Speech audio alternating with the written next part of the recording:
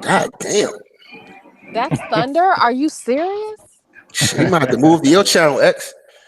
Say what? Motherfucker, you better move to your channel, X. You got to go out again, man. Oh, X is back with us? I would be scared, like for real. I would be under the bed right now. Yeah. With that I kind think of that thunder. I think that's his thunder sound effects because I have the same effect. So I think that's his thunder sound effects. Yeah. Oh, okay. Yeah, that's one of my what do you call it? My phone. Okay, everybody, we are back. I want to just let everybody know what happened. My main computer, the power shut down on the computer, and I couldn't get back in. I had to recharge it. So as a result of that, it shut the stream down. So we got everybody back on, and we're going to continue the conversation. This is part 2 of Black Women and Black Men. And I thought the conversation that was happening earlier was very powerful. We got Nyla Says on, we got Sister Nicole Diaz on, Jay Sean, Brother Art, Prophet of Thought series is on, Brother X, and we got Renaissance. She's powerful. So everybody, we're going to continue the discussion where we left off at. And I probably have room to bring on some more controversial figures. Should I bring on Asinia? I like them. I'm not going to be up here that long anyway, but yeah, that's definitely some controversy for your ass. I know. Yeah, I should bring them on. I want to bend over. I want collaboration. No. Anyway, let's continue the discussion. Wherever you all were left off, folks will come in as they come in. Thank you. I'll be right back. Well, I'm not sure exactly where we were at, but like for me, I just think that we really do need to acknowledge that everybody's hurting, and don't use that pain as a weapon. And that's what I see. Like I see brothers using the fact that sisters may be damaged as a weapon. I see sisters using the fact that brothers may be damaged or may have some disadvantages as a weapon.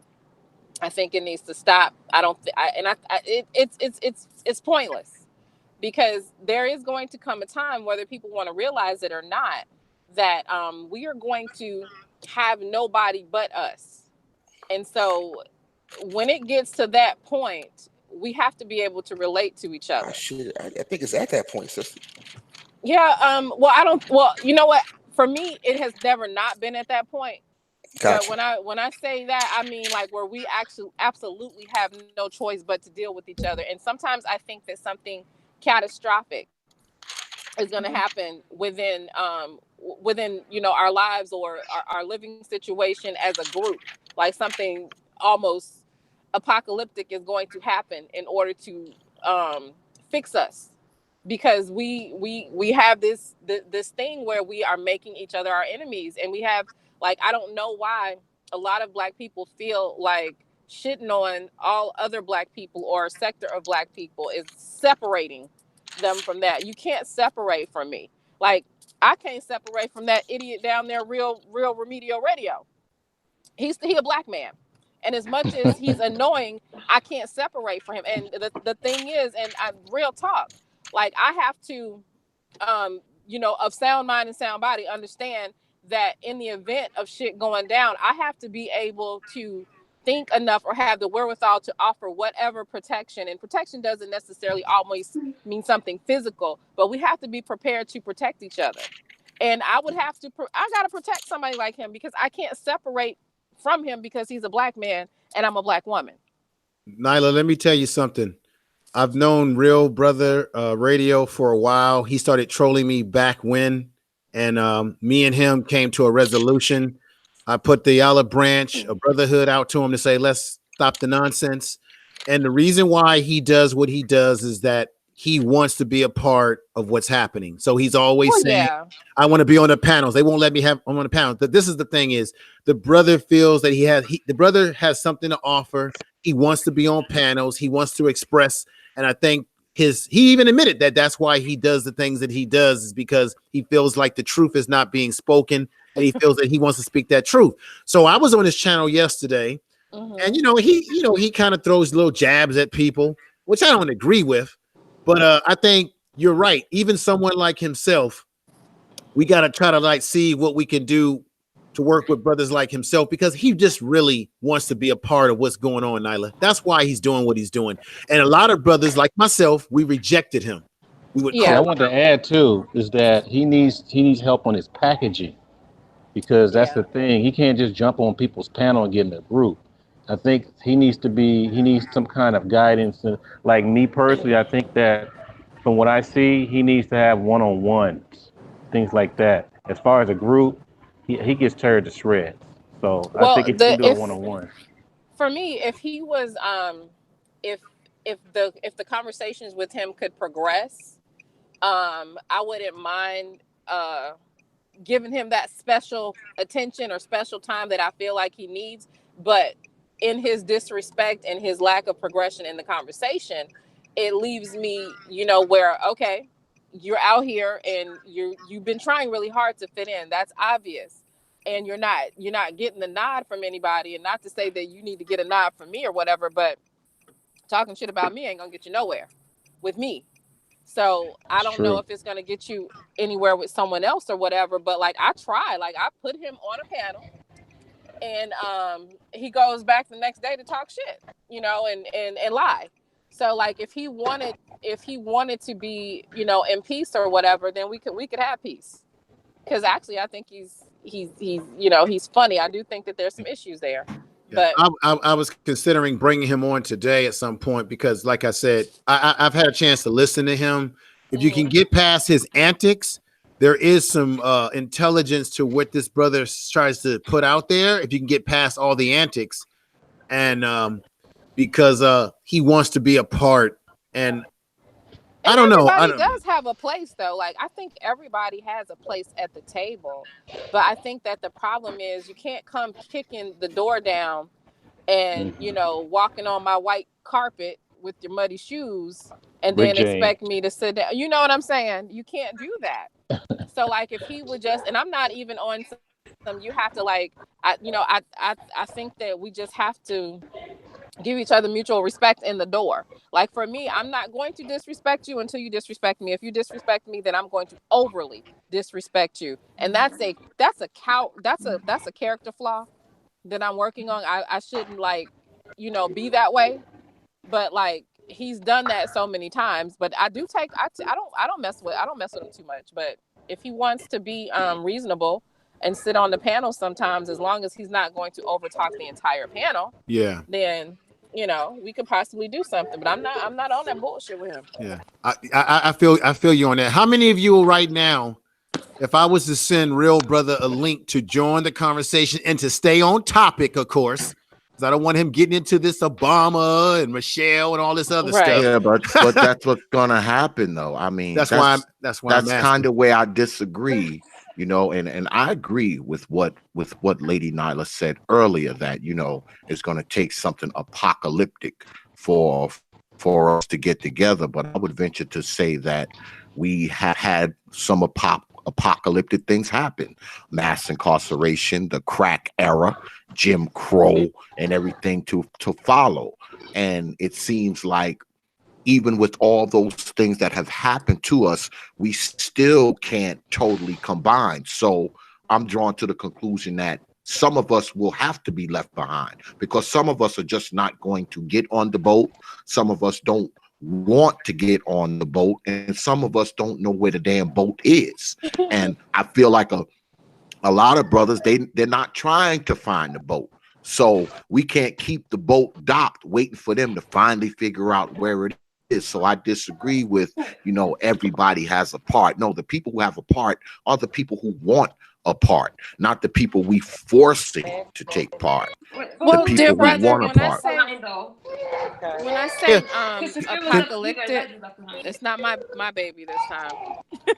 But now, when I say do me a favor, any of you that has Taz's email, I think I have his email, send him the link so he can come on board. Taz. Okay, I'm gonna go now because I've already been beaten up enough, and that guy is. I don't understand though. All right, sister. Okay. Nicole, go right ahead. Thank you guys for. Go right ahead. What the hell? Go right ahead. I mean, Nicole, I'll talk to you. I'll be in contact with you. Thank you for coming on board, though, too, sister. Oh, you're welcome. Bye. So when I was talking about apocalyptic state, brother, I meant like where nothing can save you, where cooning cannot even keep you covered from the mess, where where you can't, where your money can't bail you out. Because yes, Jim Crow was a horrible apocalyptic thing. Mass incarceration was bad, but apocalyptic meaning there is nowhere for you to turn to but your people. Because all of us weren't affected by mass incarceration. And yes, and Jim Crow wasn't a state national thing. And cooning sometimes could save you, or money sometimes could save you, prestige, social positioning could save you. I'm talking about when ain't nothing gonna save you, But when you now, don't can I have ask you a a question? choice. Can I ask you a Sure. question? Because we seen a snapshot of this. Remember Katrina? Let's see. Katrina was a snapshot of that. You know what I mean? And all I did was watch people just sit there in the sun and die. Act the fool in the Superdome.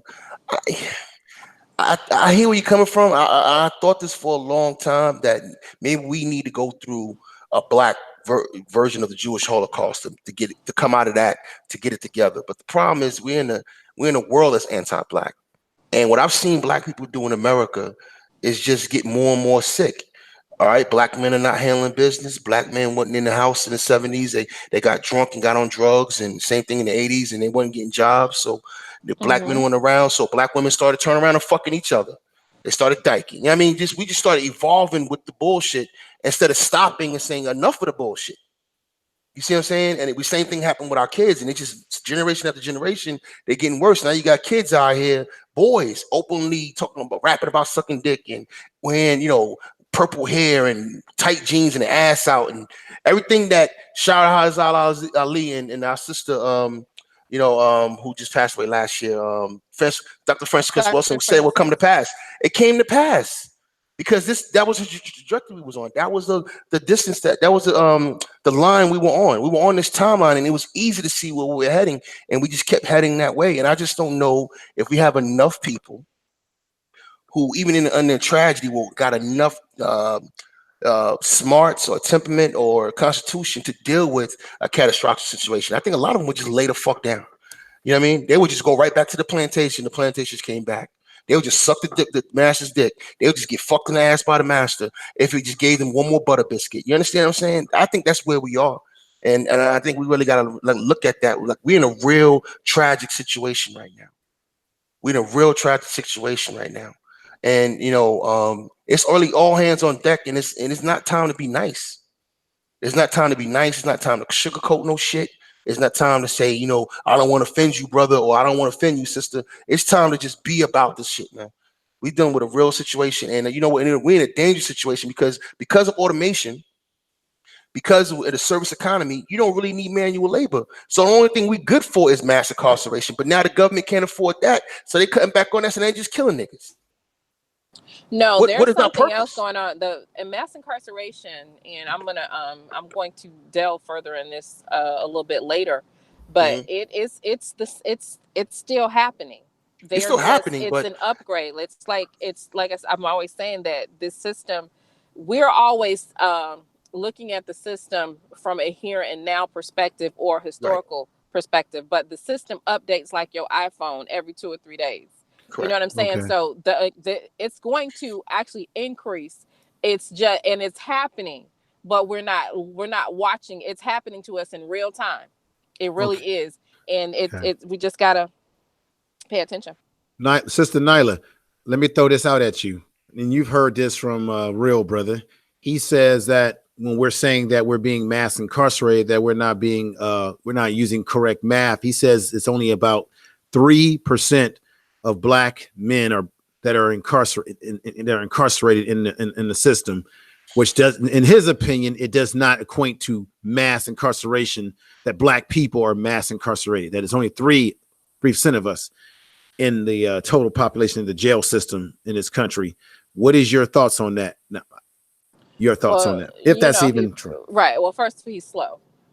Secondly, when we're talking about the incarceration rates, and we do a comparative analysis on how black men are incarcerated, the rates of incarceration of black men versus other men, and not in number, but the rates, then that is a massive amount. of incarceration in comparison to the rest of the men. So real brother can go sit his ass down somewhere. Yeah, can somebody tell that dude that there are more black men, not white men, more black men in jail in America than there are women across the whole world?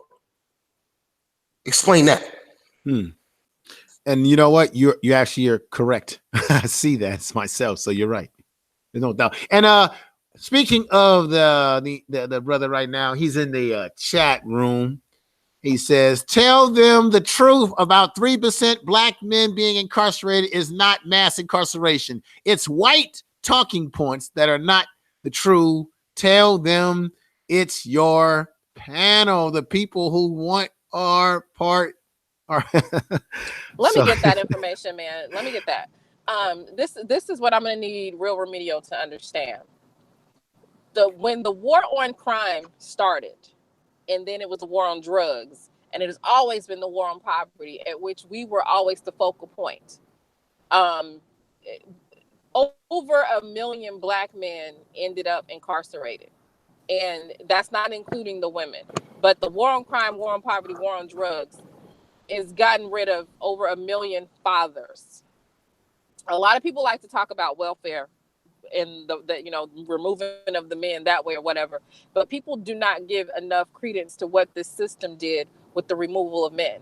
When men are removed, when the provider is removed en masse like that, it is going to have a trickle down effect to several generations. And I've said this example before, and I have to use my family as an example.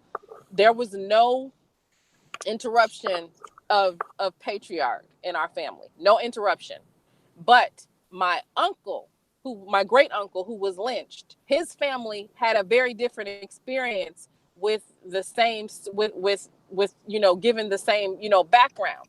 And a lot of these experiences we watch happen with lots of black people. When we've had fathers, uncles, and brothers who were, lynched or mass incarcerated or whatever happened to them, disenfranchised financially because they were not given fair wages. All different sorts of things happen. When that happens, that leaves a vulnerability.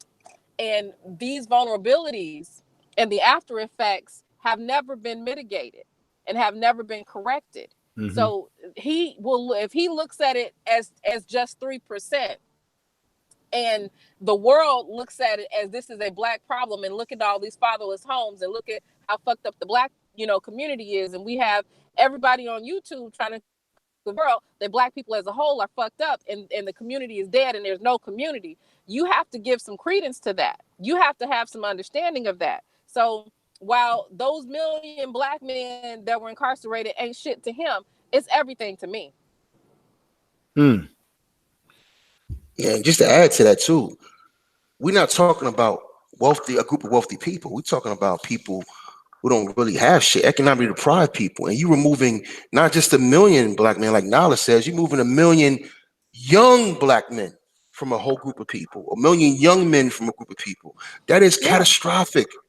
And leaving them without leadership, leaving them without protection, leaving them without economics, leaving them without any succession of culture, without any succession of pride. I mean, y'all hear me talk about my daddy the way I talk about. I'm not the only one. We all talk about my daddy. He's a superhero to us. His dad is a superhero to us. His dad is a superhero to him. So all of these families didn't get that. So what happened? They ended up, dealing with, the system and how the system was set up for it to be for us. And so they ended up mass incarcerated. So what happened? Now we have all of us who sit up there and point the fingers and tell these young black men and these young black women that have lost their way that they're fucked up because they're fucked up. And we don't give an account for that. We don't blame the system. We're shamed into blaming the system. We're shamed into identifying what the real enemy is. But we love to say, look at these thoughts. Look at these Pookies and Ray Rays. But we never, ever quantify what the stopping the progression of the family did by taking all of those people off. We never really identify with how fucked up that crack epidemic was. Look how many families that fucked up permanently. Yeah. And people wasn't on crack for 2 years. People was on crack for 20 years. It's crazy when you zoom out and you really look at America and you look at the lack of economic investment in the ghettos, how they did white flight and all that. At the same time they were doing that, they were spending billions of dollars on wars. And just recently, after 9/11, spending billions and trillions of dollars in Afghanistan, building their roads and their bridges. I'm in Germany right now, and when I'm driving from Wiesbaden to Frankfurt, because I'm a World War II buff. I watched all the films. I know what Germany looked like based on film after the war in '45. And I'm driving down You the said autobahn. Frankfurt? Yeah, I'm driving to Frankfurt, right? And when I'm driving down there now, I'm looking at how built up Germany is. Germany is only 70 years removed from being completely bombed out. This whole country's been rebuilt while we've been going through the hell we've been going through. So when we talk about mass incarceration and everything that happened in America with black people, it's all on purpose. It's all on purpose. They've spent billions and trillions. I'm talking about the American government through the Marshall Plan and beyond. Right now, we over here got bases everywhere. We have a huge part of the economy just spending all kinds of tax dollars and paper into this country, and they don't even have a military built up. They don't even need one because we're here, and because of that, they've been able to rebuild every fucking city in this country to look like a modern city.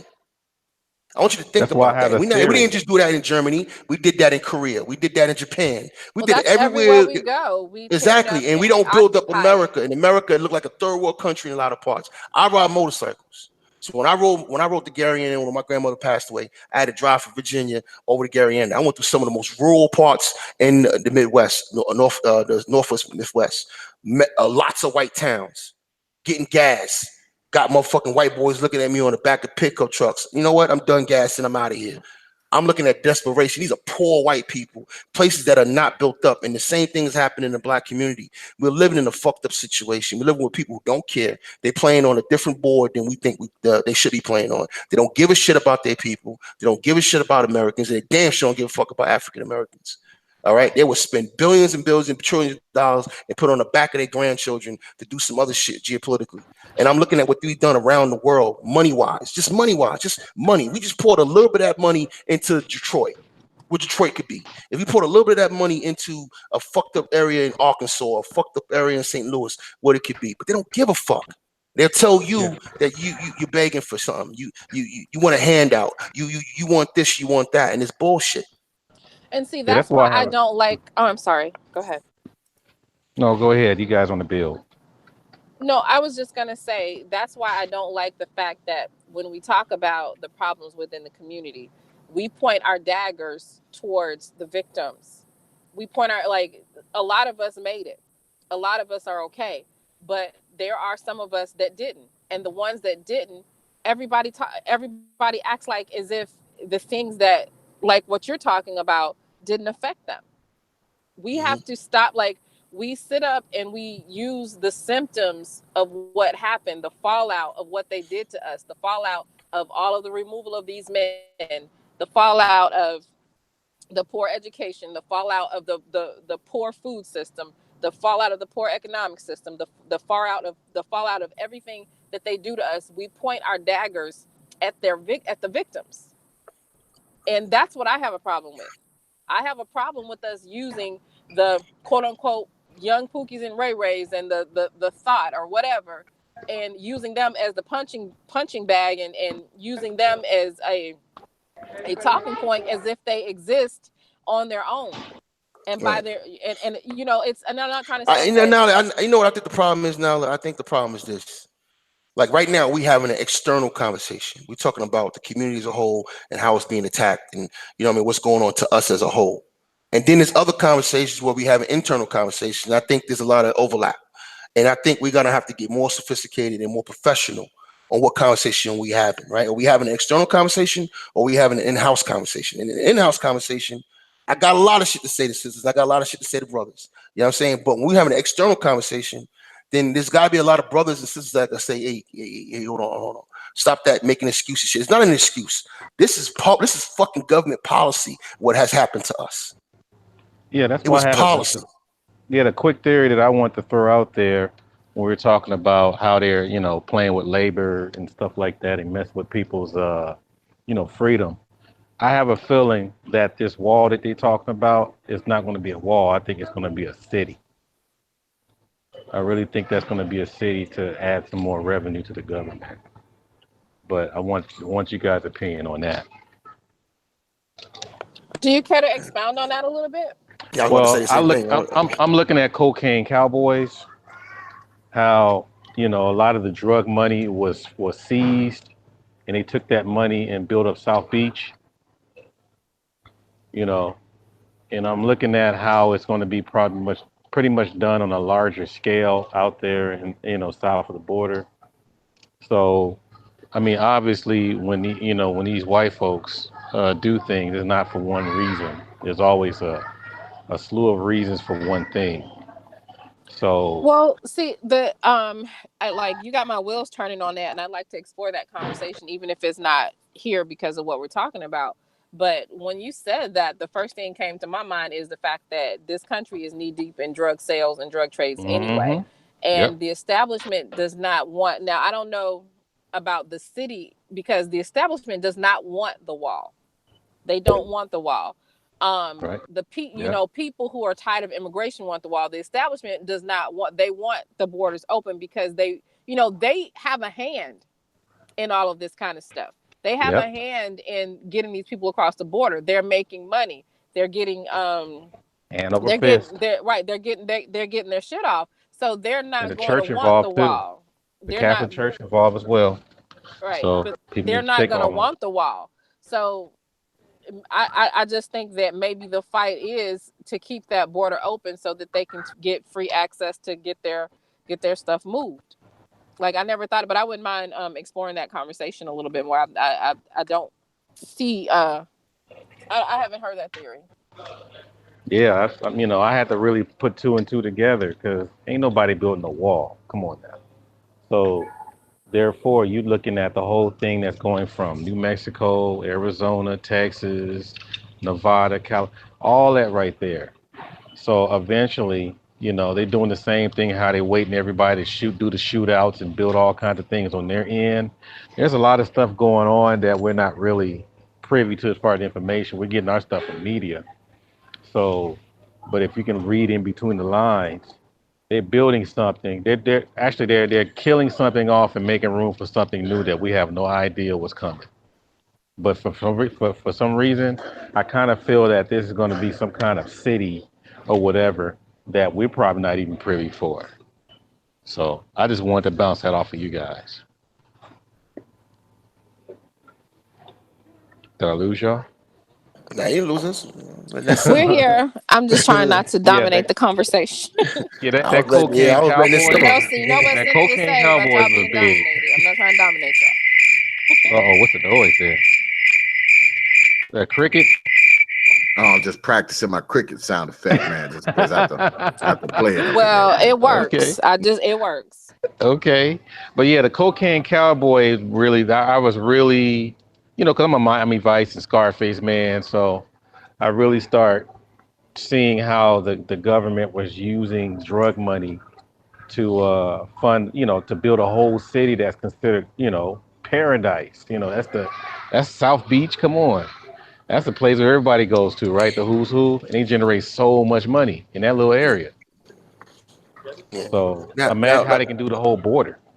Now, what I was saying a minute ago about external conversations, internal conversations, I just want to know what conversation we're having. Because we was having an internal conversation earlier, and now I just remember what we were talking about before the stream went down.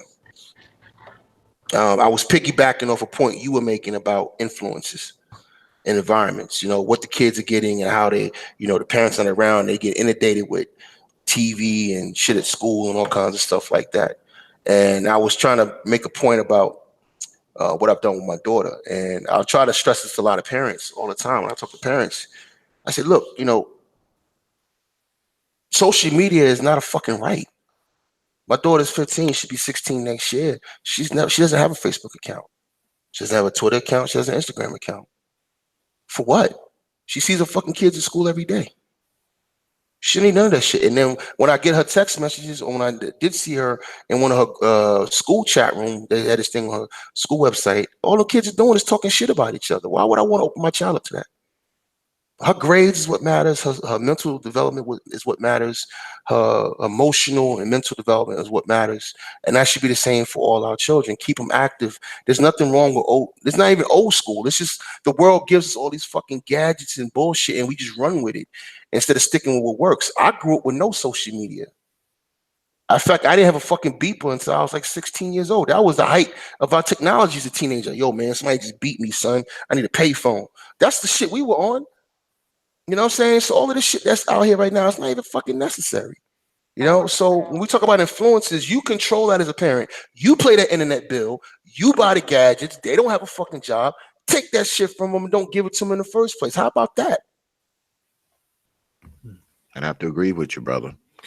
We got brother Super Trez on just to acknowledge him. Go ahead, brother X. Oh shit, brother Super Trez in the house was good, brother. Yeah, he just came on board with us. I mean, I agree with brother Jay Sean. I think that we have grown up in a world of entitlement where, you know, and I say this often, you know, we are more interested in obtaining as opposed to achieving, right? Because if you're obtaining something, what you're either getting it from someone's just giving it to you, you're finding it, you know, you're not doing anything for it. Achieving is different. You work for that shit, you bleed for it, you cry for it. All right, you sweat for it. There's a difference between obtaining and achieving. And I think many of us have grown up in an obtaining kind of mind frame because we live in a society where it's greater to obtain. For people to obtain is the ultimate goal, right? So when you have children who have been taught that they get rewarded for bad behavior, what does that integrate, man? What does that facilitate? That facilitates bad behavior. I don't care what anyone says, okay? Just like brother Jay Shine said, I mean, we shouldn't be giving our kids PlayStations and Xboxes and 60-inch screen damn TVs when they're screwing up. We should be taking it away. Okay, we shouldn't be compounding the rewards for bad freaking behavior. And I think what often happens within Black society is a lot of us, we practice a lot of bad behavior, but we still want the rewards as if we had achieved these things. That's why I go back to what I said earlier, that some people are going to miss the boat. The people who want it will get it. Because think about it. Let's think about relating to one another, right? Now I'll ask Lady Nyla, right? She said earlier she's a married woman, right? She's a married woman, business owner, mother, I'm assuming, a mother, all right, doing what she's supposed to do, right? She's the quote unquote what we would say is a decent woman. That's what we would say on these YouTube streets, that she's a good woman, she's a prosperous woman, she's a forward, progressive thinking woman.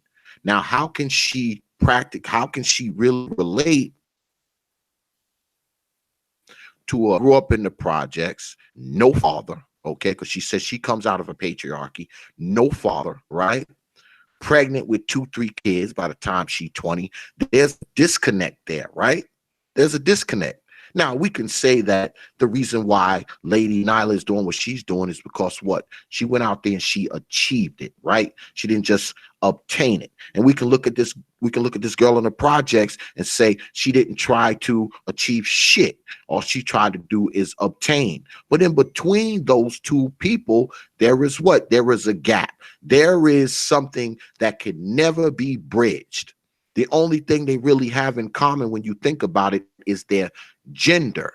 And she is more likely to be the person left behind than Lady Nyla is. Why? Because Lady Nyla is the woman with the mind of achievement. She's gonna be the woman who wants it. So she's going to get it. She's going to find the ship. She's going to get on it. When you're talking about someone who doesn't have that mind state, of course they're going to miss the boat. They don't care about the boat. They're not interested in the boat. They don't know where the boat is.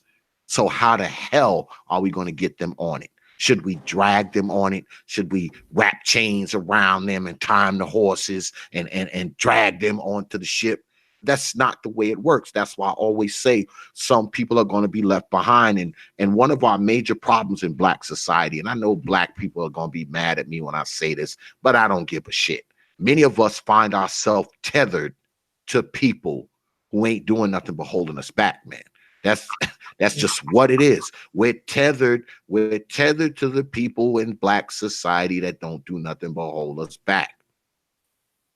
And I think as long as we continue to do that kind of crap, we're always going to be in the same damn predicament. I agree. Everybody ain't going. Hell, even the word tells you that it's only going to be a remnant. Stop trying to save people who don't want to be saved. I'm back, by the way. Shalom, Super Triz. I mean, because everybody's not going to want to go, though. Yeah, but I disagree on some of the. I think he made a couple of different assessments. Well, was the way that they were. Um, my uncles and brother, like I have two sides of my family, and extended family, a very large family. So everybody didn't have my experience growing up. So I mean, I have family members that grew up in the projects. I have family members that were, what people would say aren't the best of people or whatever. I went to school. I mean, my college roommate, she was a teen mom and came from pretty bad, upbringing, but she had the same get up and go that I did, you know. So I don't believe in the identity politics. I don't support that. And the way that I was raised was that we were fortunate, to have whatever we had in whatever situation we had. But I was never taught to look down on anybody. Or I didn't think he was saying that. Was that what you were saying? I wasn't finished, and I didn't say that he was. But what I'm saying is, just because a person doesn't have the same upbringing, doesn't have the same opportunity, or they are a teenage mom, or they made some mistakes, they went to jail, or they got pregnant young, whatever it is, I don't think that people are unredeemable until they give up. So I'm not willing to just say that just because I had a certain opportunity, and I'm not trying to shit on his point or anything like that, but I just sometimes take issue with the notion that people who are in unfortunate circumstances, because of however they get there, are not redeemable. Oh, I agree with you on that, definitely, because hell, who haven't made bad decisions? So let me ask you this then: what about, you said that until they give up? What if they don't try? I don't know why people think that they can qualify what somebody's trying is. Okay, because can I ask you this, Lady Nyla? Might be. Can I ask you Sure. this? Can I ask you this? Sure. Do you believe that everyone?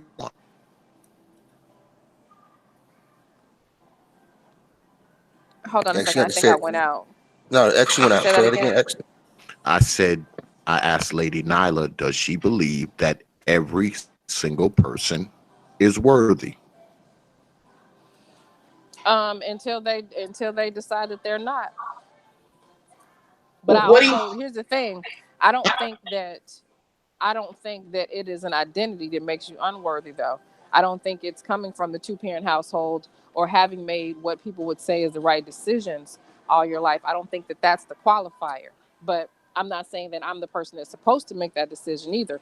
But what I am saying is that people are not unredeemable because they've made mistakes and because they've come from humble beginnings. Mm-hmm. What does worthy mean? Well, when I say worthy, are they worthy of trying to save? Are they worthy of trying to redeem? Are they worthy of joining the plight that those of us who want to create a plight, are they worthy? Is everyone worthy of it? Anybody who wants to progress for me is worthy. Now, I think the problem is we want to decide what progress is for the next man. So for Shaniqua in the hood, maybe getting her GED is progression. Maybe working at McDonald's or working as a maid, who knows, that might be progress to her. But see, her challenge is going to be dealing with a certain class of Negro that is going to say, oh, she just worked at McDonald's. She's not redeemable. She's not doing anything. She has this. That's the problem. we all want to measure what somebody else's progress is and what their level of success is. And some people are progressing, they're progressing where they are. And where they are is where a lot of people don't want to be. So they shit on them. And I got Well, problems with that. Can I tell a secret? Can I tell a secret shouldn't real we quick, be X? able to? Shouldn't we be able to assess certain people? Because I'm a mechanical engineer, right? I'm a power mechanic, right? And I do a lot of stuff. I do a lot of metal fabrication, metal moving, and things of that nature. And I hire up to 7 people every year. And when I go to hire a guy, and I know that I need a guy that's able to hump 100 pounds for 10 hours a day, if I see a guy standing up there buffed to death and I see a little Weasley guy, I'm kind of going to go with the guy that's kind of buff because I know I need somebody with some strength. So in a sense, I do have to make a judgment for the job at hand. I'm not going to send my Weasleyest guy out to do that kind of job. Now, if I need someone to crawl into a duct, or I need someone to crawl into a crawl space to get at a generator, then I go to my little Weasley guy because I know he can get through that hole. You understand what I'm saying? So, I mean, Right, we I get have what to you're saying. to make some type of assessments and judgments on Right. people And to some so degree. logistically, I agree. You hire the man, best for the job. But when we're talking about a communal thing and who's worthy and who's not, I'm gonna give you an example.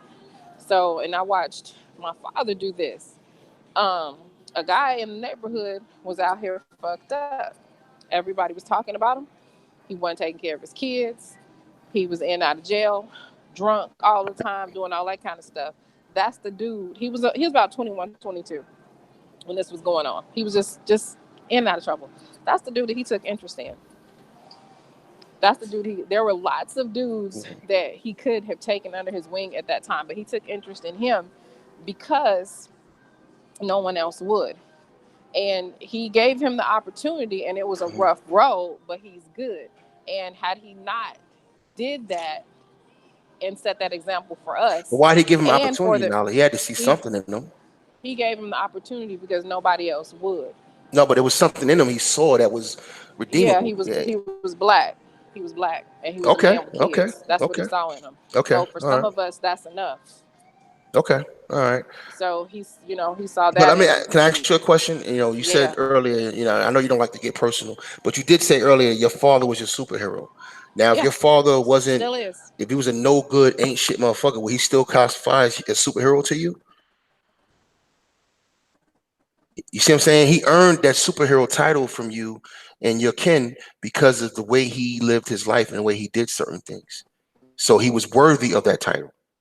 That Now, don't we're not talking even about chances. Giving somebody a that don't chance. even No, it's giving somebody a like chance that. versus You somebody broke up, being. That's Nyla. very nonsensical. No. So tell me now. You know what I'm saying? I'm saying that giving somebody a chance versus being worthy. Like, all right, I put it like Okay, this so on what on made YouTube. him worthy, what made that man worthy for my Hmm. dad was that he was black, that he was a dude that needed it and nobody else gave him the opportunity. That made him worthy to him. Now, him reaching out, him, deciding to take interest in him is what Hmm. made him worthy. Him, but after that, the guy had to do stuff. And it was a Right. rocky road with him. And I've seen my dad do this with several people. He don't do it all the time. He got, he's older now, so Yeah. you don't have as much patience or whatever. But that's something that I learned from him, that you Hmm. don't just throw people away. Now, if the I guy got you. if he would have pissed on the opportunity, he wouldn't have fucked with him no more.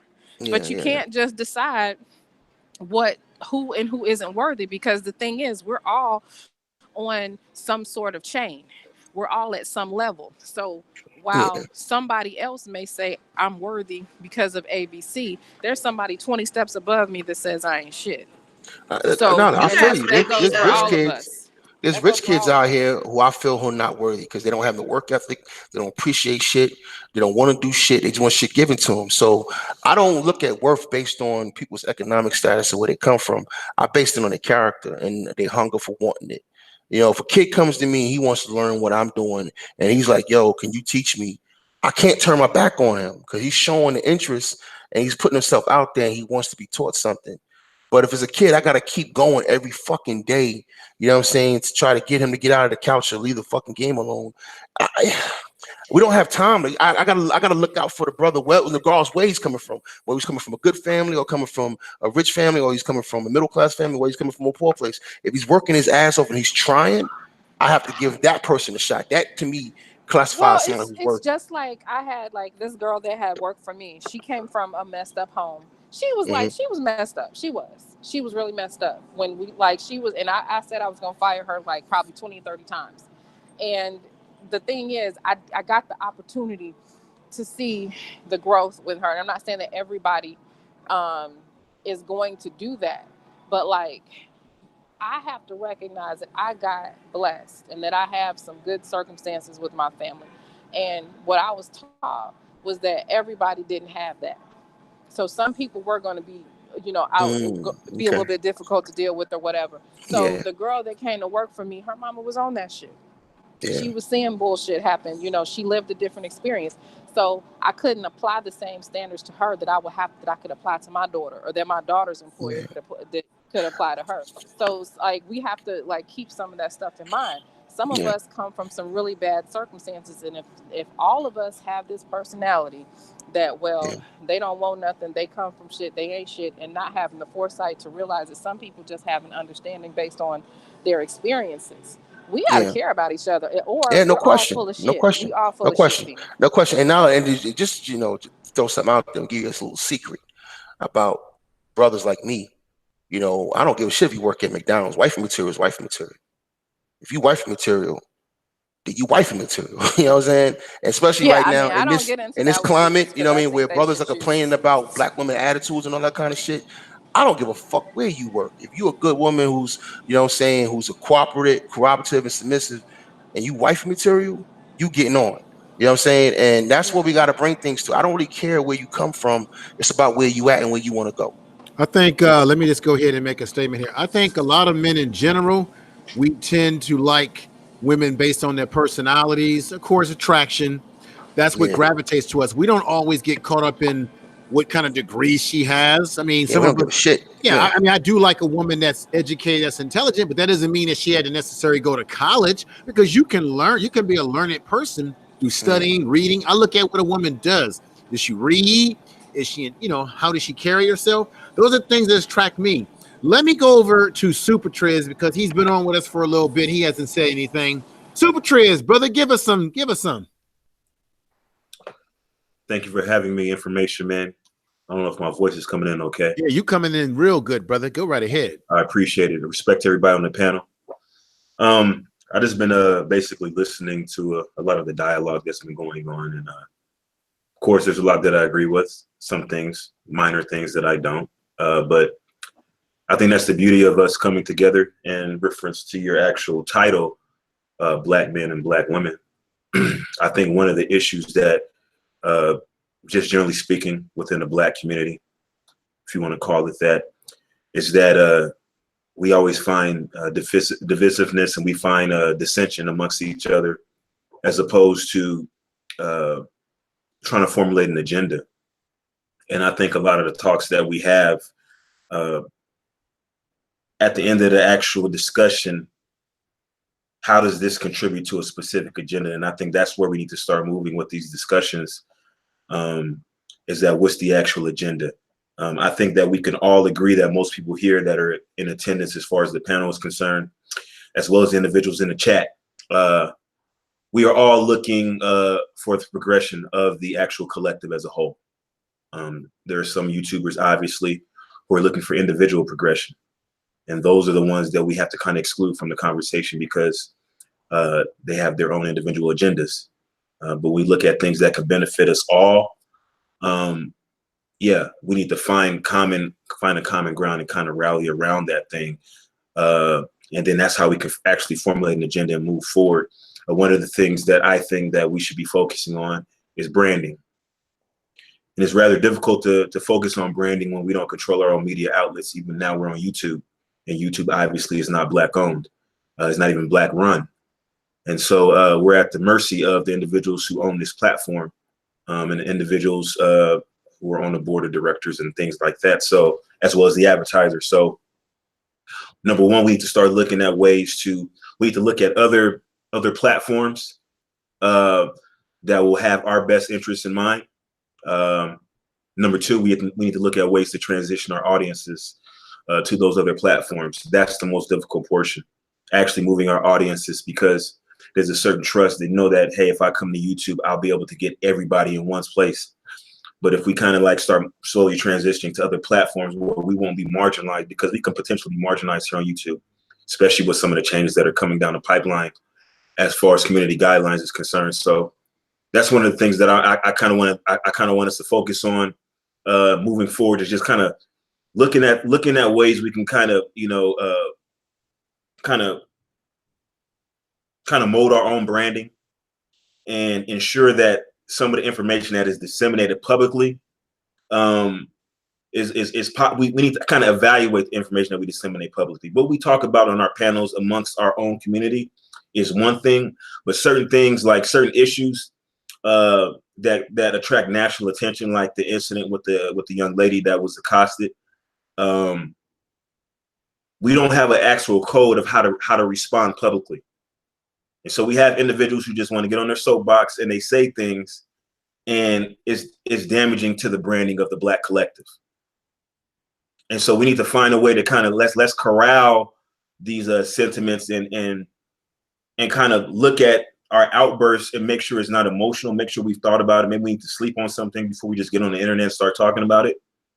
But we need to kind of, as a collective, kind of set some guidelines moving forward and say, hey, okay, these are the things that we're going to say publicly. What we say privately is different, but what we're going to say to the greater public is, because we think about America, but for those of us that travel, like the individual, let me see what his name is, Jay Shine. Jay Shine is in Germany. I lived in Germany when I was in the military as well. I've been to Germany several times as well, traveling. So he kind of understands that there's a certain credence to branding, and things that we do here resonate worldwide, and we have negative stigmas that precede us depending on where we go in the world. And so this is the reason why we have to be ambassadors for everybody else and kind of watch what we say on public platforms and kind of encourage other people to be mindful of what they say publicly. Again, what we say privately is different, because we want to be open and candid when we speak amongst each other. But when we speak publicly, we got to kind of watch what we say, because that does affect our branding. And for those of us that are international, it affects our ability to do business and create opportunities for other people that look like us. And I'll pass the mic after that. Hey, brother, Super Treds, man. When you coming through, man? I've been trying to get you up on the spot, brother. Well, the problem is, the profit of thought is that, you know, I work every single Wednesday. Yeah. Okay. So, you know, we'll have to work out another day. Let me say this, Super Trez, we'll figure out how to get you on there. I got to get you as well, brother, but we'll figure it out. We're gonna get you on Brother X program one way or another. Hey, Let me you're counseling on me, Super Trez, are you? No, absolutely not. Absolutely not. Okay. Okay. I just want to ask you real quick. I just want to ask something what Super Trez said, because you said it was very powerful, and I want to give y'all a quick report. And this is why it bothers me so much what's going on back in the States. Being over in Germany, as Super Trez knows, their TV is a lot more liberal over here. All right, they show titties and they cuss, and even on the radio stations and shit like that. So when they playing our music, it's full nigga, this, da da da da da, and that's all they're playing over here. When they play TV shows over here, they're only playing right now. I stayed in 6 hotels while I transitioned over here. All right. And every fucking German channel that played anything from the States that dealt with Black people was Love and Hip Hop, you know, Basketball Wives. That's all they're showing. They're not even showing like classic Black movies like Coming to America and stuff like that. They're showing niggatry on the TV over here. This is what's being projected to the world, and that shit really bothers me. That's all I gotta say. I can share the same thing, Jay Shine. The same thing in Japan. Can I just piggyback off of what Jay Shine said real quick? Yeah, that's what I want to do. Real brief. Super Trez, you do your thing, brother, and then I want to acknowledge the fact that we got Black in Japan on board, so we can get to everybody. Sister Ren, she hasn't spoken in a minute, but go right ahead, Super Trez. I just want to say respect that Black in Japan. Me and him talk frequently. Just to piggyback off of what Jay Shine just said, if you go to actual, if you go in Europe and Germany, like the actual establishments, like that cater to African Americans or that play black music or play hip hop. The actual names of them, they'll use things like black sounds, black music. And so when you have like these negative, excuse me?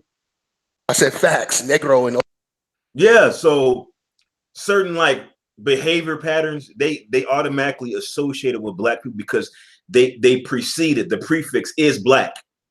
So even negative, positive is not like they don't say hip hop music. They don't say, dog whistles like urban culture. They say straight up it's black. Black people, black music, black TV, black show.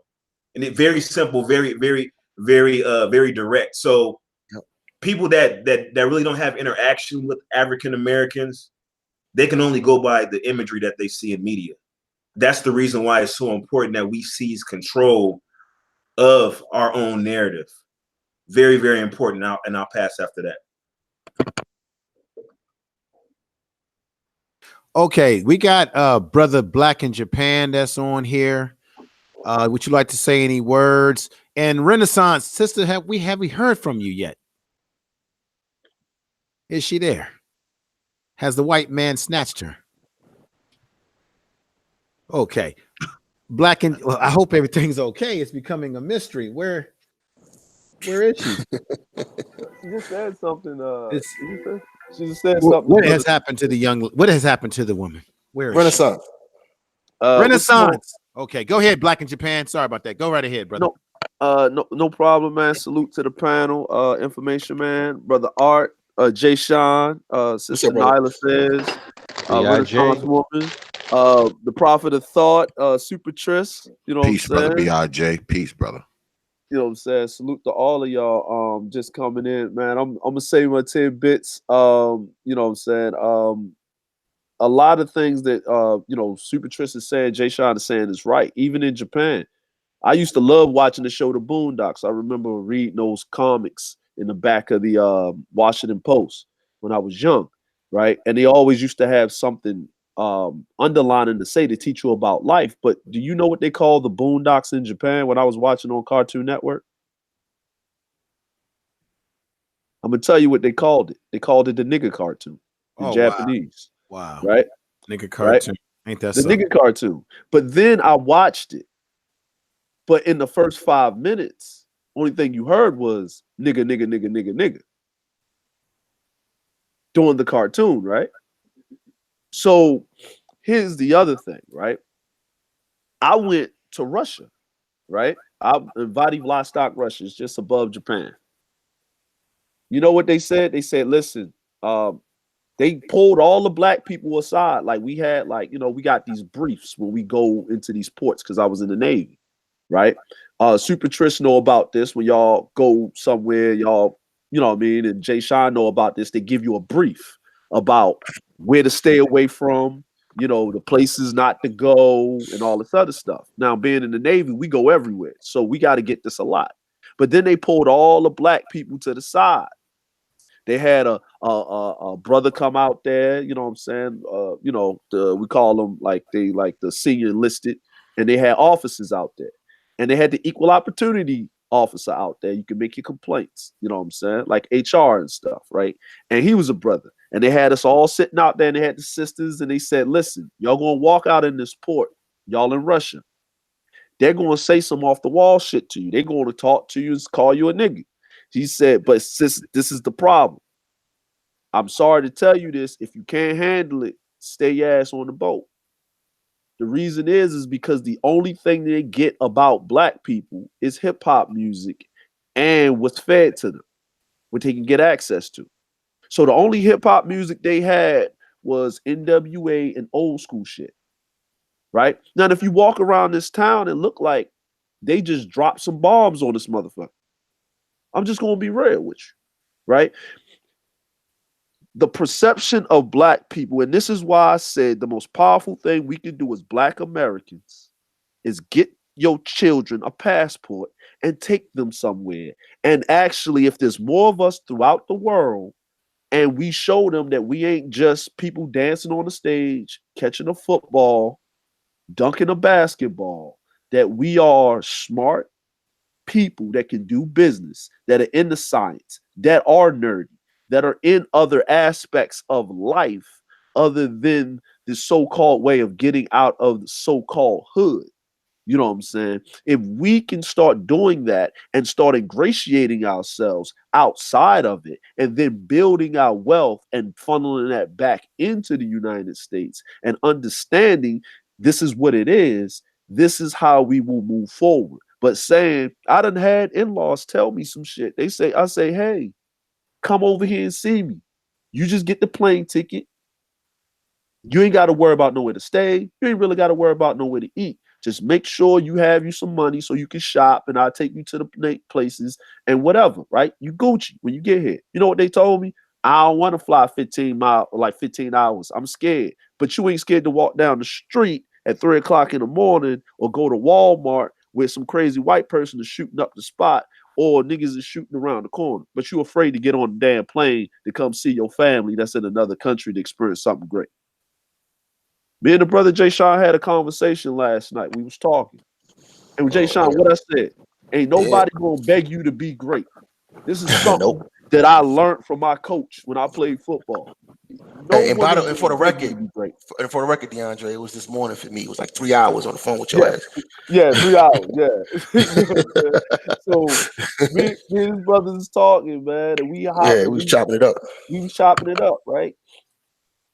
We as Black people need to put ourselves in a position of greatness. Like I had a wonderful conversation with the sister Nala says, we are different types of people with different types of interests. We all don't have the same interests, but we need to push that out there.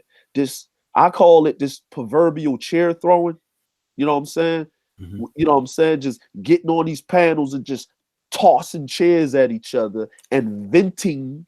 You know what I'm saying? It's good to have a debate and a discussion about two different topics and feel good. You know what I mean? Like we had that situation, we had that conversation with the brother Maurice and what was going on with the sister, right? And it was no disrespect. Everybody just put their feelings out there. Everybody took it and everybody talked with clear heads. And we got to a point and we got to a discussion. And that's what we need to do. We need to stop Jerry Springering and talk showing on these platforms out here because now we're looked at different. You know what I'm saying? We need to stop doing that shit. We need to start building and talking and discussing and agree to disagree and just move on. Can I add something? I'll think about it. Let me ask, can all of you on this panel, do you feel comfortable letting everybody know what your special talents are? Because a lot of people will put us in a box and say, well, this is what Nyla is. And like myself, I grew up playing music. I played the violin since I was 10. My mother plays. I have a very musical family background. Anybody on here would like to express anything about your talents that you have that people may not know about? I think mine is a little obvious, isn't it? Yeah, But I teach college and high school, the arts, but I also play jazz. I play keyboard, drums, bass, and guitar. So I do a little bit of neo soul funk, R&B, blues, that kind of thing. So for all those people that's trying to get into hip hop, learn an instrument first, and that's all I have to say.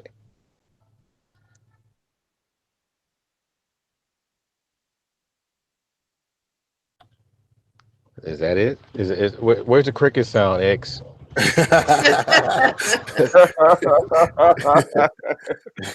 mean tell me ain't no y'all niggas ain't got no talent? Come on now, Black. I'm a Renaissance woman, so I do many things. I used to have a talent for getting women, but I got old. That's not a talent. For me, I don't really have a talent. I have what I do for a living. I mean, everybody who knows X they know what I do. I'm a power mechanic. I'm a mechanical engineer. I own my own small business. I have 2 shops. I have a residential shop and a commercial shop. Brother, that's talent. That's talent, brother. I only have 7 employees. I have two full-time employees that are with me year round, but my other 5 guys, you know, they're like kind of seasonal. I do metal fabrication, I do welding, engine swaps, I work on bulldozers, cranes, outboard motors, motorcycles, commercial lawn equipment, you know, that kind of thing. That's what I do for a living. Most of my work is contract work. I work for others who have businesses, you know, like plumbers, carpenters, landscapers. I'm under contract with a couple school districts. I mean, that's what I do for a living. I don't know if that would be considered talent. It is talent, brother.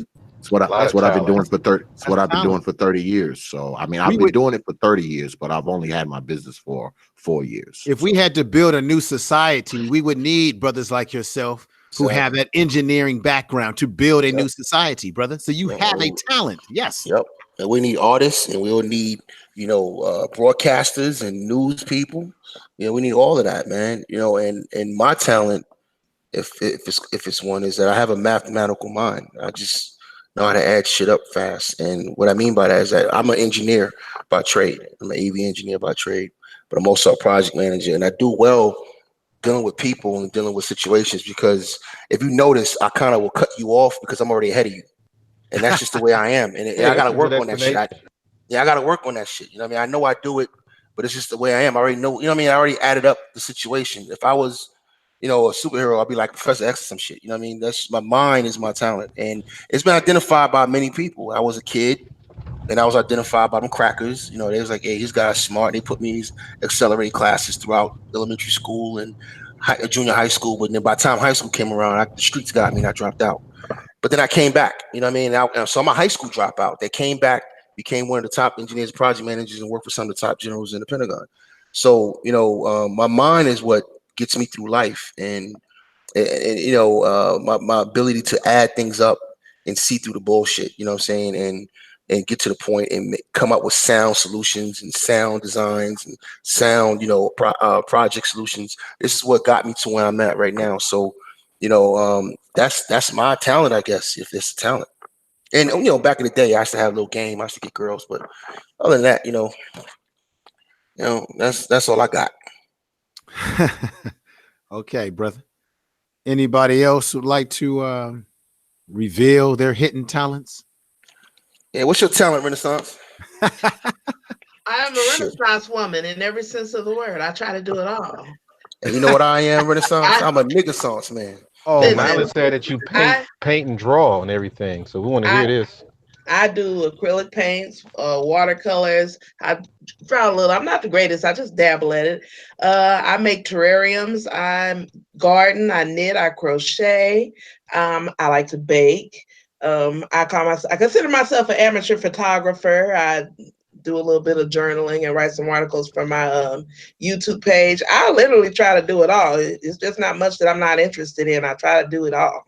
You sound greedy. I am. I really am. I want to absorb and learn everything I can, and I'm not done yet. I'm going to master this YouTube and computer shit. I do real estate. I am going to be the next Mary one. And I'm a law enforcement extraordinaire. And so you're a multitasker. I'm an agent, apparently.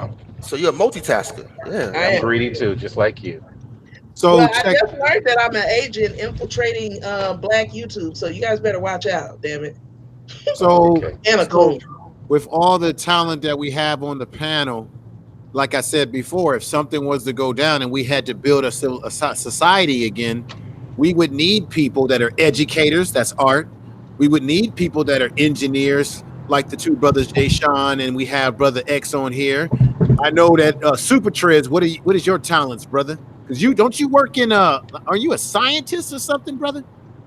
No, I work in healthcare. I've been in healthcare since 2001. My talent, I specialize in vascular access. So I'm convinced that I'm the best in the world as far as vascular access, and anybody who disagrees with it, you know, you can come see me. You know, yeah, they can kick rocks.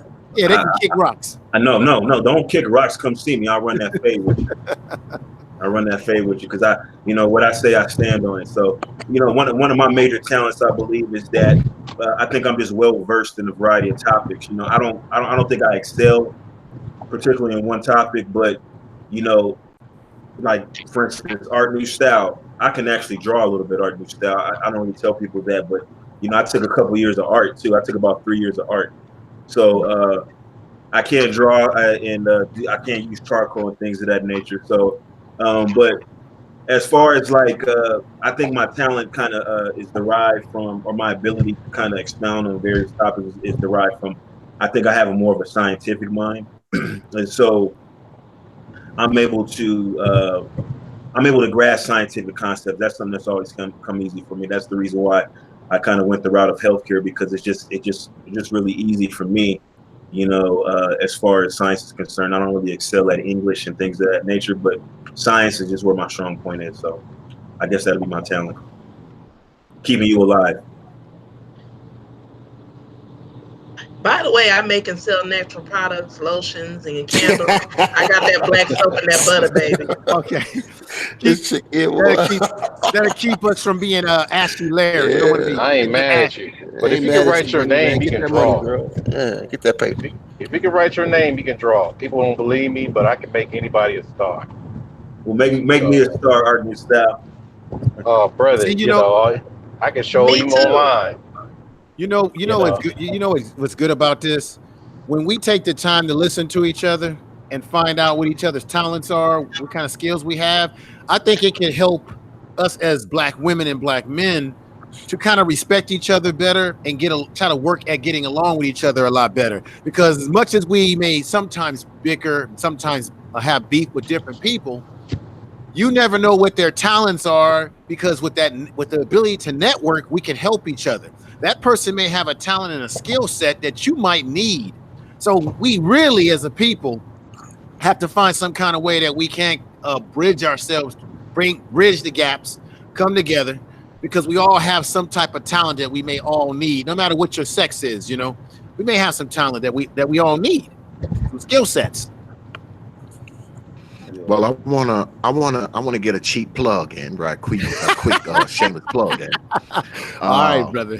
For those of you who don't know already, Brother Art has created an animated series called Masters of the Wind. Y'all know Brother Art, very art. The Masters of the Wind. Oh yeah, and he's a very artistic brother. That animated series is coming out very, very soon, right. And OX will be playing the voice of one of the main characters, just so y'all know. So when y'all see the animated series, y'all hear the voice, y'all know it's OX up on there. You know, I just want to plug that because the series is coming out soon, and y'all gonna hear OX up on there. Just want to throw that in there. That's all. Well, let me know too when you guys do them live art tutorials. I'm always interested in progressing. Yeah. Oh yeah, I'm thinking about that. I'm gonna test some things out with Q Butter's class, so I'm gonna find out how that's gonna work out on the whole online step-by-step process. And I hope you guys come over to my channel and hang out some in the living room. That's what I call my channel. We just sit over there and chat. Super Triz is supposed to come by next Friday, and we're going to talk about bad breakups. So if you got a bad breakup story, come over and share. Yeah, I think a lot of people had that. Hey, Triz, you muted, bro. Renaissance woman. That's this Friday, right? That's this Friday. I keep forgetting today's the date up. You keep mixing the date up. Don't get it twisted, all right? All right. Hey, I gotta jump off here, man. It's 2 o'clock in the morning over here. Oh, man. okay. I gotta do some shit in the morning. Hey, even though it's MLK Day, everything's open tomorrow over here, so I need to go take care of some business. Well, look, right, Jay Sean, thank you for being here, brother. I appreciate Thanks for having me, man. Good to meet you, Rennie. Good to chop it up with the whole crew over here. A lot of familiars over here. I dropped my email in the chat room for Rennie. Okay, you know, thanks. so Rennie, my email will be in the group chat room. All right. Okay, I'm out. thanks. Jay Sean, hit me up. I'll call you tomorrow, man. I'll text you, boss. All right. Okay. Well, let me go ahead and just say this. Unless anyone has any last, I'll probably go ahead and end this stream. If any of you have any last words you want to say to the people out there, go right ahead. I really appreciate it. If anyone has anything else they want to add, you can go ahead as well. I'm just trying to see the vibe of the panel, you know, where people are. I got a couple. Go ahead. Couple of last words. I'll keep it going. I'll keep it going until folks are ready to kind of like, you know, go deuces, you know. Go right ahead, brother. Yes, just basically, I want to just say again, thank you for having me, Information Man. Again, respect to everybody on the panel and in the live chat. I believe as Nyla says, this is the first time I've actually been on the panel with this young lady. Respect to you. I do want to say that if you guys haven't subscribed to my channel already, please do so. Super Triz on YouTube is the actual channel. I have content up. I do primarily live streams. So make sure you hit that notification bell so you can catch me live as well. Anybody that actually is on the panel right now, if you guys want to collaborate on any topics, just make sure you hit me up either on Google Hangouts, Super Triz, or you can hit me up on Instagram _Super Triz on Instagram if you guys want to collaborate on any projects. Renaissance Woman, I do look forward to teaming up with you this Friday, and I think that's about it. Absolutely. Okay. Let me see. Let's go over to Brother Art. Any last words before we put a contender? Yeah. So Bailey, I'm just going to keep reminding people that once you start really seeing that there's certain things you don't like in your community, I guess our community, we have to start really looking within, work with strength in yourself. We have that 24-hour fitness for your physicality. I think you need a 24-hour fitness for your spirituality.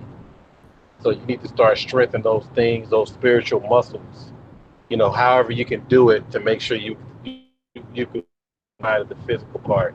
So if you can do that, I think basically your receptors, certain things that you would need to know, I think it'll automatically come once you start taking care and addressing situations from within.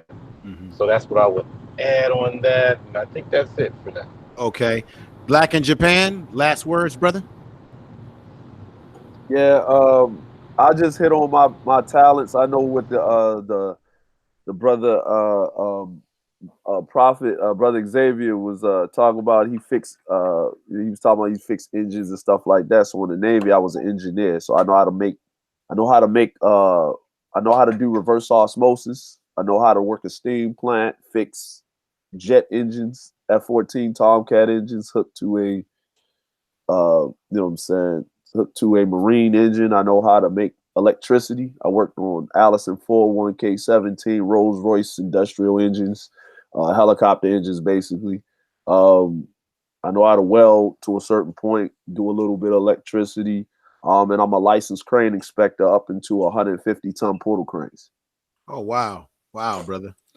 And you also, once you're military trained, you're originally from Baltimore, Maryland as well, right, brother?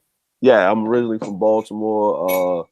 Actually, I went to Dunbar High School in Baltimore. Ooh, that's legendary. Yeah, so I'm actually at the time that I went, Dunbar became a charter school from Johns Hopkins University, so I'm a licensed dental assistant.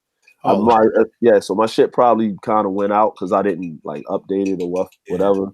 Yeah, so but I have a lot of talents, but now I do promotions in the music industry and stuff like that, and I make films. You know what I mean? Because that's my passion. I like to make films and stuff like that. But I work with artists, put together tours and stuff like that. So, and kind of run my own business. And, you know what I'm saying? And at one point in time, I owned, I was working in an own phone store, telecommunication company. So I'm actually, to date, in the history of being in Japan, I am the only, I actually work for the telecommunication company, phone rep.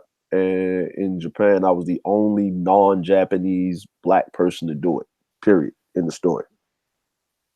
Okay. There was a brother in the chat room that wanted to know who you were. This is Brother Black in Japan. So definitely check him out. What I'm going to what I'll do once this ends and the whole thing kind of comes together, I'm going to put in the description of this video, everyone's channels, their names and their links. And what I'm going to also do, as you may all know, I always produce a beautiful thumbnail. So I'll put a real cool thumbnail on both videos, because what you all had today was a double feature. So I'm going to let Nyla have the last word. So let me go over to Renaissance. Go right over. I got a quick question for the Black in Japan. You have any luck with bonsai? Bonsai? Yeah, you got. Bonsai is like I bonsai. killed 3 of them. Well, the problem with bonsais is there's different types, just like different trees, right? Right. The best thing to do is to get an evergreen bonsai, like a pine, I right? killed it. I did Yeah, that too. yeah. You can't water bonsais the same way. Like the soil, Mhm. the relationship to the sun, is every one of them are different. So what you need to do is if you just go like the Home Depot or Lowe's or something and just buy a bonsai tree, don't do Mhm. that. Okay. You know what I'm saying? Because they just there to sell them because you kill them. Like I'm like, it's like getting goldfish, right? Okay. So what you want to do is go to an actual store and buy a bonsai tree. When you walk in there though, if you ain't got at least $150 to $200 for a small one, then you might as well just leave them alone. Because Really? because those are the healthy ones. Like, you know what I'm saying? Like bonsais are indigenous to Japan because of the winds, and it's a whole bunch of other stuff. But if you gotta spend like that 150 to 200. But once that bonsai tree grows, it grows. But you gotta be able to nurture it and cut it and shape it. You know what I'm saying? And there's certain techniques you gotta use. You can't use the same shearing scissors that you would use on a regular plant because it'll cross contaminate. There's a whole bunch of other stuff that you gotta Thank do. you. Yeah, yeah. It's a whole bunch of stuff that you got to do. But there's a couple of channels like on YouTube and stuff like that that talks Mhm. about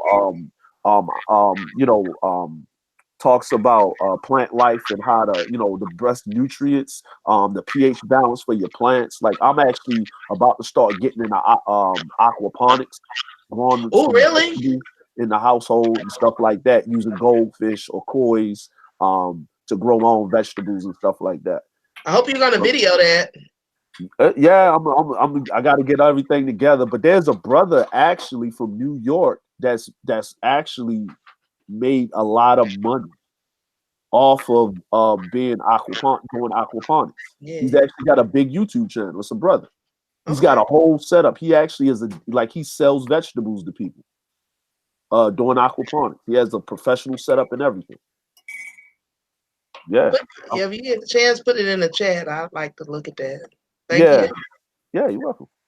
Yeah. Let me see something before we go. Let me go over. So this has been a good discussion in the early in the other program, the first one that we had on. Things got a little rough in the beginning. It was getting rough. I was like, we're gonna have to shut this one down. You guys, I promise I'm gonna work on that.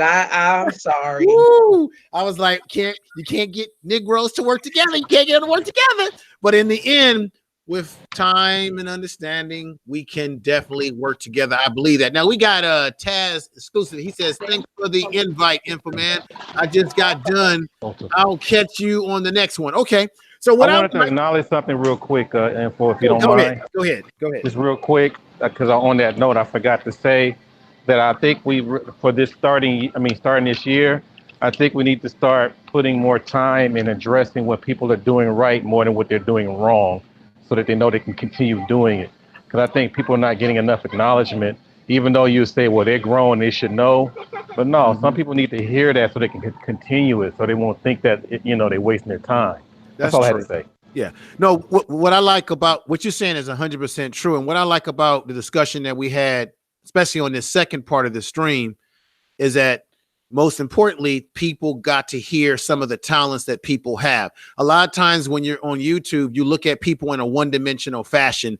Just, okay, I'm looking at a screen, I'm hearing what they're saying, but you don't really know the nuances of who that person was. When Jay Sean was on here and him and Sister Renaissance were going at each other, he was expressing that, hey, I'm a father. I have full custody of my child. So there's a lot of us. There's a human story behind all of us that come to YouTube, that come to social media, that we should all keep in mind. We're not just one-dimensional figures. And unfortunately, Sister Nyla has dropped off of the panel. So something must be going on. She says she couldn't stay long anyway. But I want to thank everybody for being here. Brother X, you got any last statements? Any last statements, brother? Yeah. First, thanks for having me on, Brother Info. You know you're my dude. peace. You know, salute everybody on the chat. And I'm just gonna say this, man. Black people, we're not all monolithic. We all know that. Some of us are gonna do right, some of us are gonna screw up. But at the end of the day, we are all black. And when I say that, I don't say that so we can all do the same thing. I say that because some black people are going to go left, some black people are going to go right, some black people are going straight up the middle. And I feel like if either part of that, whether we're left, right, or center, we have to at least respect every other person. Okay, if you're on the left, you got to respect the people in the right and center. If you're on the right, you got to respect the people in the center and the left. And if you're in the center, you got to respect left and right. We don't all think alike. We don't all act alike. We don't all come from the same neck of the woods. We don't all come from the same socioeconomic backgrounds. And we just need to have some common respect. I don't think we got to like each other per se, but at the very least, we need to respect each other. And that's where I think it all starts. Also, this week, bring your black behinds down to the OTPOT YouTube page. Thursday nights, it's the DXL Berserker Barrage. Everybody know about those. If you lighthearted, you probably want to stay away from those because I have the usual suspects up there and it's no holds barred. But if you want to come and see some PG rated stuff and watch me interview some very powerful people, you can come on down there Wednesday night, 9:30 p.m. Eastern time. As a matter of fact, two of the people that was on the panel tonight will be on the old.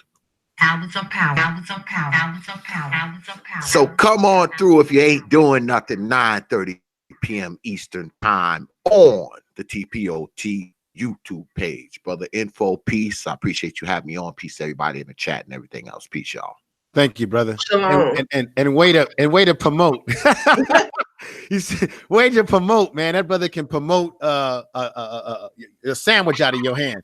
But brother's a good brother. Brother X has a really good thing going on Thursdays and Wednesday nights. So definitely come over there and check him out. You see who's who in YouTube, especially particularly brothers that's on his show, and we expressing brotherly things with each other. So let me just say this. I sent Nyla another link. She said she lost a signal because I wanted her to say her last words. Nyla, if you're still out there and you can come back in, I'm still hanging on for you to come back in and say your last words or whatever message you want to get to the people. If not, I'll put an ending to this. Real Brother, I sent Real Brother a email. I know how folks feel about Real Brother, but I told him that I wanted to try to get him on because I think he would add some excitement to the program. I might do a one-to-one with Real Brother to talk to him. I know I may do a one-to-one to talk to him. I know Brother Gab has interviewed him, and I'm going to say it again. He wants to be a part of what's going on in Black YouTube. He wants to be a part of the scene. And I think that's why the brother sometimes lashes out the way he does. But I think you got to be respectful in how you approach your people on these streams. You got to be very respectful because, we're going to go off on you. We're going to go off on your ass. So, Sister Ren, when you have another live stream, when you put a collaboration of people on, definitely I'd like to be on there. Yeah. I sent you a link this morning. I was pretty sure I did. You know what? I got up about 10 o'clock this morning. I might have missed your show. Oh, okay. I'm on West Coast time too. But whenever there's an opportunity, I'll definitely get over there and support what you're doing. You know that. Black in Japan had to go. He says salute. I say thank you, brother. Super Trez, good to have you here. I still got a bunch of people that I need to do one-to-one interviews with. I got to do you, Sister Renaissance. I got to do Super Trez. I got a lot of shit to do, but just not a lot of time. I really like that everybody supports everybody here. And even with me just getting started and being small, I appreciate all the love and how you guys if people ask for help, and that's why, Real Brother, if you're listening, that's all you have to do. The attacking people is unnecessary. Everybody here is so receptive and friendly. There's no need to attack people. You're punching up. You don't have to do that. Oh, Renaissance woman. Those are white talking points that you're using. Oh, sorry. Well, they did say I was a coon, so I get a break. I get the coon pass. So I'm thinking about doing an interview with the brother. If not tonight, maybe another night sometime. Also, The Black Brain Trust. You've got to check out the Black Brain Trust. These brothers are dynamic. I think Super Trez, you're familiar with them. These brothers are talking about science, space, everything on their channel. Who is that again? They go by the name the Black Brain Trust. You have to check them out. Okay. Yeah, O'Shea. They've been over in O'Shea's neck of the woods a few times, but I've been checking them out. I think they need support. They've got brothers on there that are talking everything, engineering, science, space, and they know what the hell they're talking about. And I've gone over there a few times. One of the brothers just sent me a message. He wants to do a Black History Month program. What I'm thinking about doing is getting these brothers on my channel and letting them go at it the way they do, because I want these brothers to get more exposure so that folks can start peeping them out, checking them out, supporting them. See, that's what I'm saying. We got a lot of dynamic folks on this YouTube that ain't just talking the same old black man, black woman got a problem. We got brothers talking science. I'm supposed to be doing a program on my Black to Black AM series about television and how television is affecting us physiologically and psychologically. And I might do that late tonight, or I may put that off to another day, but I want to get into other stuff. You know what I mean? I mean, Super Triz, you did a thing on transhumanism yourself, brother. I mean, I want to talk about other things. There's other stuff going on. Agenda 21, this whole transhumanism. There's a lot of things that's going on, Black people, that we need to be up on besides just the usual stuff that we talk about. So I'm going to, you know what, information, man. I don't know if I'm hoping everybody's familiar with BGS Ibmore channel. Oh, I am. BGS Ibmore channel. We actually had an at-length discussion about transhumanism yesterday. I'm not sure if it was on the live stream, because, you know, his streams go for a very long time. He has 8 hours. 8 hours. And then after the actual live stream is off, we continue to talk for about 5 hours every Saturday. So we talk for a total of, I would say, about 13 hours every Saturday. Wow. And after hours is when the conversation, we go offline. And for about 5 hours last night, we talked extensively about transhumanism and what the actual implications are. And this is something that we actually need to discuss, because we need to actually look towards the future, because when we look at some of the other demographics, they're planning for their future. They're planning for their children's future right now. So we're living in the future that they planned 10 generations ago. That's right. This is the reason why we're behind. So when we look at transhumanism, what the implications are as far as quote unquote humans 2.0, gene editing, when we look at automation and the implications for androids, and as well as cybernetics, because cybernetics is real. And we're talking about things like some of the movies that we watched in our youth, such as Terminator, and these movies are actually going to become like more of a reality. Minority Report comes to mind. And so those of us that work in these certain industries, we understand that the technology is there. And once they actually implement the 5G network that's going to be able to integrate these technologies, and they'll be able to communicate with one another, we're going to go full online. And so we need to start looking at where we actually educating ourselves, what type of fields of study are we entering in, so that way we remain relevant moving forward. Because some of these jobs that we are putting our trust in, some of the actual businesses that we're actually immersed in, they're going to become irrelevant. So we need to start looking forward and make sure that we actually remain a factor, for the foreseeable future. That's right. That's right. That's a great point. Definitely. And I think it's important for those of us who can grasp the science, can talk about it. We need to expose our people to this information, because while we're sitting up here talking at the low level sometimes about stuff that we really need to, get fixed, but we need to be aware of what's going on technologically in our society. Things are moving rapidly, and it's going to impact us big time. And we need to be aware of that. So, and I know, I'm not mistaken. You work in nursing, brother. I've been around a lot of nurses, and there's a lot of things that are going to change the way we live, from our health, the way we see things, the world that we live in. So we gotta be ready for that, or we're gonna be left behind as a people. So that's why it's important that we do talk about these kind of issues. So with that said, AM1, I left you a link just so I could talk to you for a moment, brother. But if you can't come on, I understand. I heard you had a big party yesterday in Oakland. And I wished I would have been able to attend that party, but I'm going to try to attend your next event next time, brother. So I know you do a lot of incredible things with graphic design over there in Oakland. All Street Looks, brother AM1. Check him out if you need work for graphics or any kind of talent. That brother's got talent there. And so with that said, I want to thank everybody for being here in the chat room. Those that have left, thank you for being here. Those that have come in, I see we got Gab Talk Media. Gab, I tried to send you a link earlier on the first part of the stream. This is the second part that we're doing. So thank you for being here. I see we got Gigi in there. Info man, we forgot something. Oh, what did we forget? We forgot to tell people about Taz Exclusives Wild Pale Pookie Project. All right, put it up. Promote it. If you guys want to subscribe to Taz Exclusives, you need to get over there and click the like button and subscribe right now, because he is busting down propaganda and it's going to totally change the way you look at your own people. Oh, wow. Oh, and also, speaking of Gab Talk Media, there will be a stream, I would say maybe about 45 minutes on Gab Talk Media's channel, featuring myself. So if you guys want to get an insight on who I am and what I'm about, make sure you go to Gab Talk Media's channel, hit that subscribe button, as well as the notification bell, so that way you know exactly when we go live. That will be later this evening. I believe it's going to be 9 p.m. Eastern Standard Time, 6 p.m. Pacific. So about 45 minutes from now, we'll be going live. Thank you. Okay. Hey, Renaissance, I need your voice right now before I end this. I need you to give me a promo. All I need you to say is you're listening to Black to Black AM with Information Man. Can you say You're listening to Black AM with Information Man. Wait a minute. Yeah, let's do this again. I forgot to hit the damn play button. Okay, let me turn up my speakers nice and loud. Okay, and go. You're listening to Black with Information Man. Thank you. All right, I can edit that out. I can edit the part. Thank you for that. I needed that. I'm going to be asking for a lot of people's voices on promos.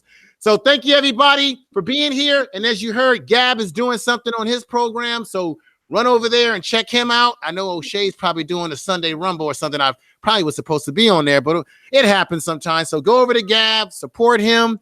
I may or may not be on later on tonight doing my Black to Black series. And I might have the surprise guest on late tonight, which is, the one and only Real Brother. I might do something crazy tonight and do it, hell with it. Anyway, thank you, everybody. Peace, everybody. Peace out there. Thank you. With my special effects. Thank you. It was great having you all on here. This was great. Thank you. Peace.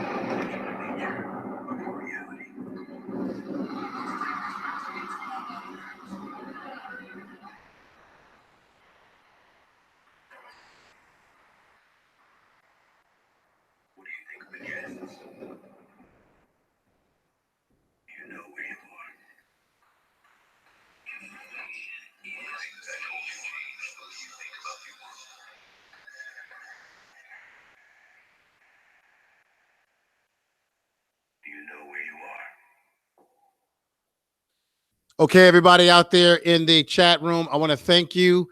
I know I wasn't able to name everybody's name in the chat room because of how things were going. Everything was moving fast. We had a lot of good guests that came on board. What happened in the first, for those of you out there listening and they're still in the chat room, what happened on my first stream is that one of the power went out on my main computer and it kind of kicked me out of my own panel. And then subsequently, the stream got shut down, and that's why I had to reload up a new stream, which you see on there. It goes by Black Men and Black Women Part 2. So that's why I had to create the other stream. But we had great support today. A lot of folks in the chat room, a lot of folks watching, and I really appreciate that. I'm a very humble brother, Once again, those that super chatted me, thank you. I want to thank Brother X, Prophet of Thought series. I want to thank Nyla Says for being here today. Black in Japan was here. I want to thank Nicole Diaz that was on. Renaissance, Sister Renaissance Rim. She was the best. I want to thank Jay Sean for being here with us.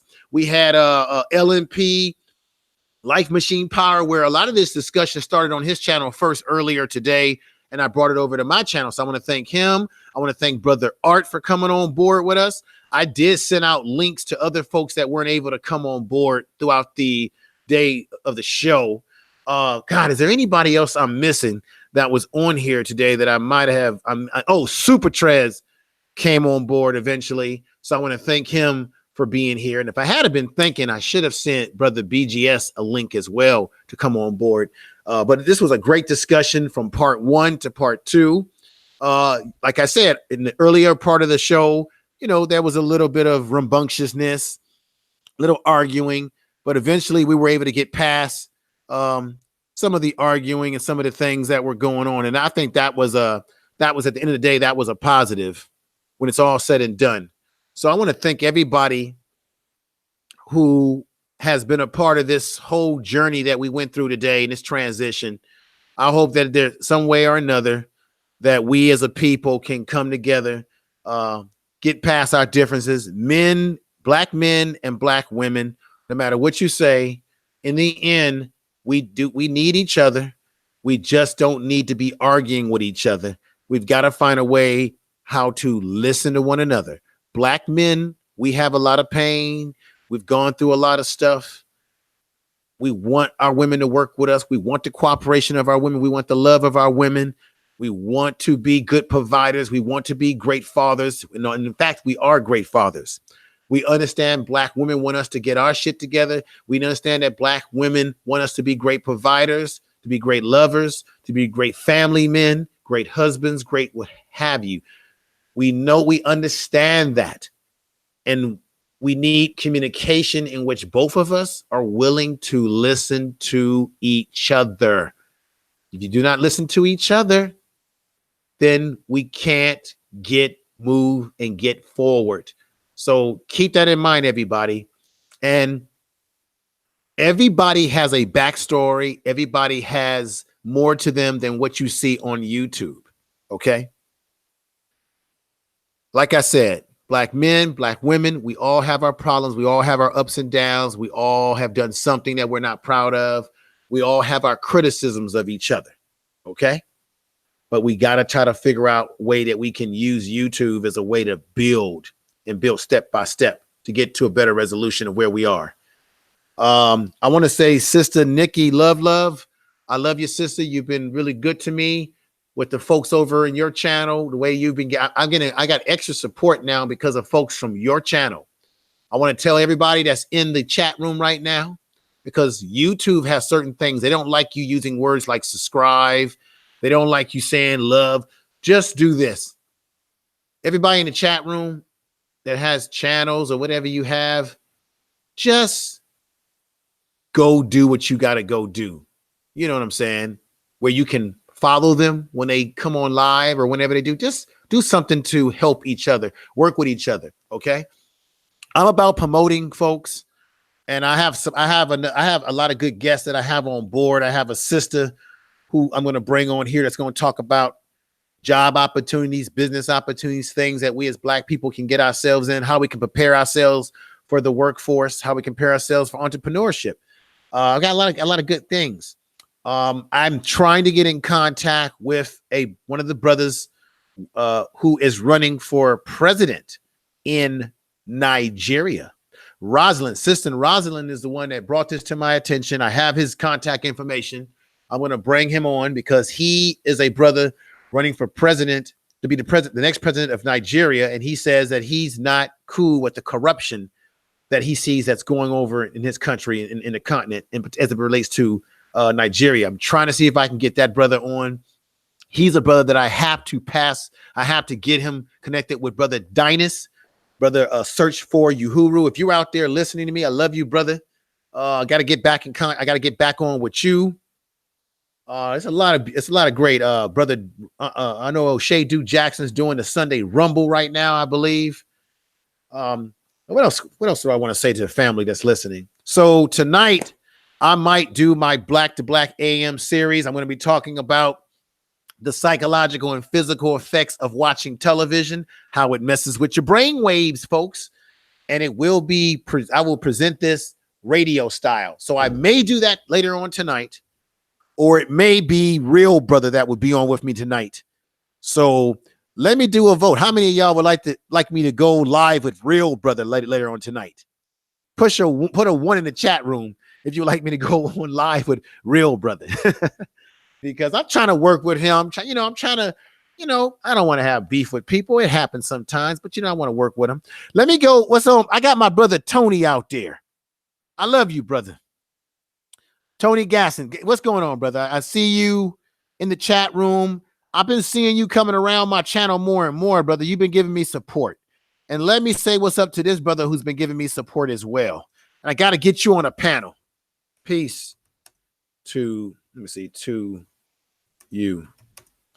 I need your email. There you go. So I'm gonna hold on real quick for that brother to get that message that I need his email. So brother Victor, I need your email, brother, so that I can start bringing you on panels too. Tony, hey, brother Tony, I got your email. So I can definitely send you links, brother, which I will do so. Okay, let me copy. Okay, brother Victor, I'm getting your email right now. And I'm saving it. Boom. I'm saving that so I can put it in my system. Thank you. Everybody, go right ahead and enjoy yourself on YouTube. I know there's other streams you want to get to. Thank you for spending time with me over here.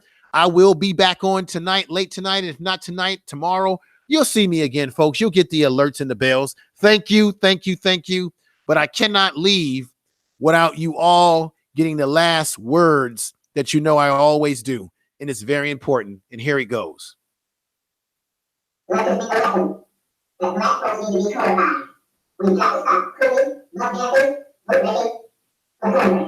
Peace.